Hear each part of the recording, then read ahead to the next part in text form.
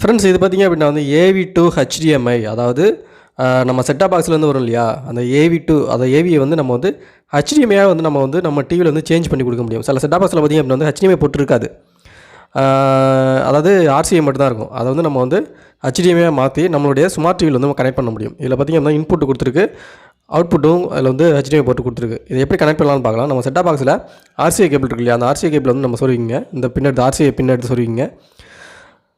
அடுத்து பார்த்திங்க அப்படின்னா வந்து நம்ம வந்து ஹெச்டிஎம்ஐ பாக்ஸ் இருக்கு இல்லையா, அந்த பாக்ஸில் வந்து இன்புட்டில் வந்து கொடுத்துங்க. இந்த 3 இதையும் இன்புட்டில் கொடுத்துங்க, ஆடியோ வீடியோ. இந்த பாக்ஸில் பார்த்திங்க அப்படின்னா வந்து அவுட்புட் இருக்கும். இது வந்து ஹெச்டிஎம்ஐ அவுட்புட் எடுக்கணும்.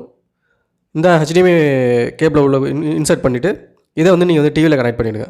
இப்போ என்ன பண்ணுறோம் அப்படின்னா வந்து நம்ம பாக்ஸ்லேருந்து வரக்கூடிய அப்படியே வந்து ஏவிலேருந்து ஹெச்டிஎம்ஐ போர்ட்டாக மாற்றி நம்ம டிவியில் வந்து கனெக்ட் பண்ண முடியும். அவ்வளோதான் ஃப்ரெண்ட்ஸ்.